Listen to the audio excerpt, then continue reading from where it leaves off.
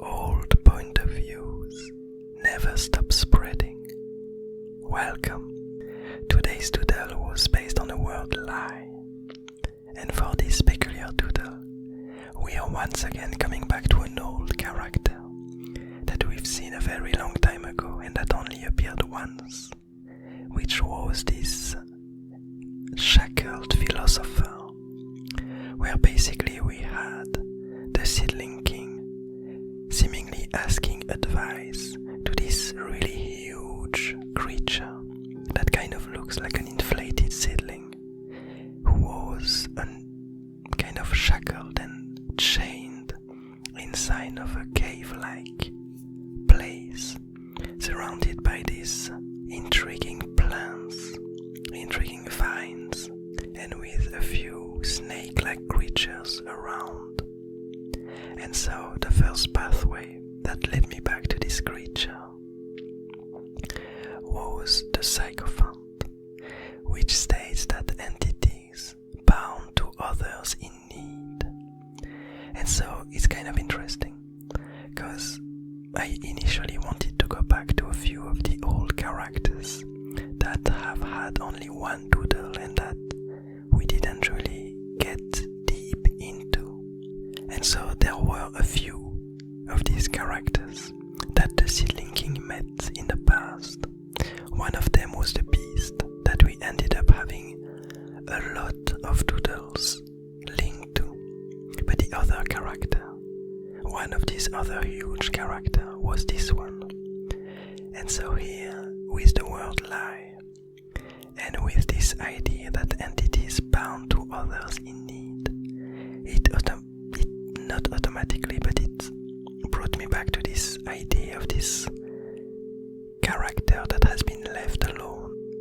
Because as we discussed in a few doodles back, it does seem like the seedling king, the alchemist, is doing a lot of experiment to enhance its knowledge.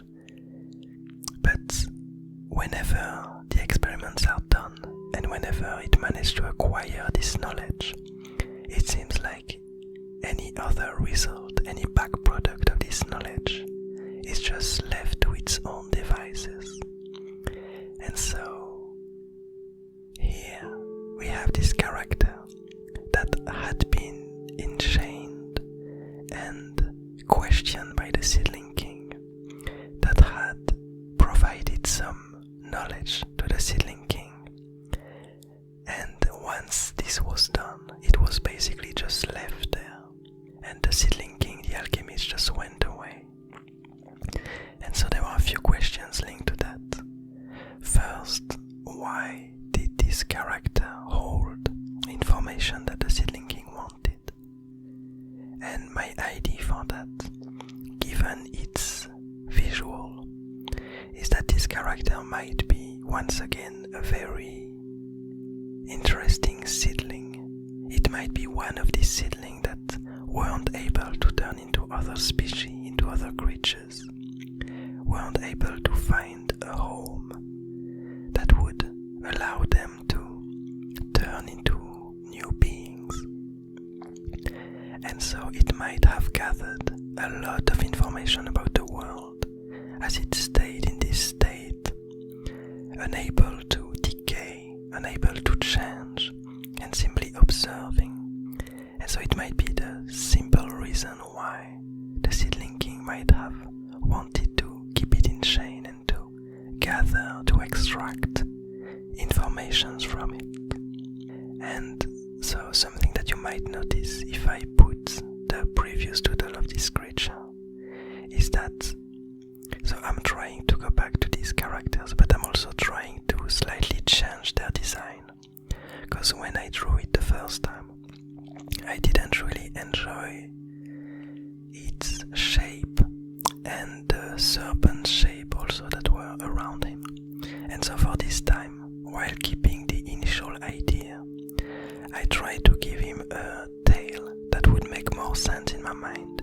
And I also changed these serpents that somehow emerged from the darkness, and to change their shape so that they felt more appealing to me. And so we can imagine that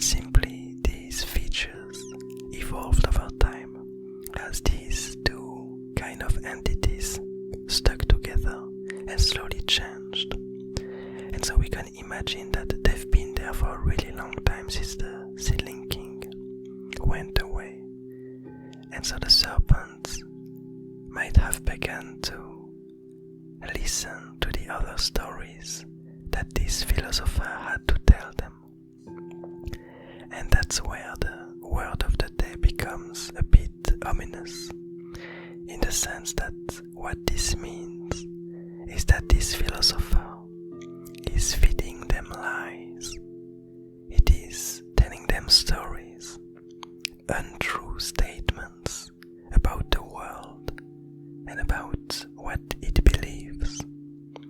And so we can imagine that the reasons behind that is so that these serpents would end up either freeing this character or behaving, doing things in order to help this character achieve some unknown purpose. But anyway, let's get towards the second pathway, which was the weightless one, which states that entities avoid others' demise. And here, that's kind of this idea that since the alchemist left, we had these two kind of characters. We had this philosopher and these serpents around him. And my guess is that initially these serpents might have received some orders from the seedling king, but now that it got away and that it disappeared, we might imagine that they found themselves a bit purposeless. And the only thing that made sense since this moment was to keep this character enchained and to care for it, not knowing if the seedling king would ever come back. But in case it would, they would just continue on in their initial goal, in their initial task, which was to keep this character in chains. And in the same time, while doing that, it seems like they are allowing this character to thrive. They are feeding him. They are providing it with whatever it needs. And in exchange, this philosopher, this old, huge seedling, ends up providing them with knowledge and with information. And so they're kind of in a newly symbiotic relationship where each of them provides for the other and protects the other from their own demise. But finally, the last pathway that I used for this doodle was called the second chance, which states that there's always another path. And so it seems like some kind of running thread that often, as I do these doodles, I have two of the pathways that basically I usually have one pathway that brings me back to a character, to a scene. Then I have another pathway that allows me to create a new scene with this character that gives idea about what's happening and how the future is unraveling.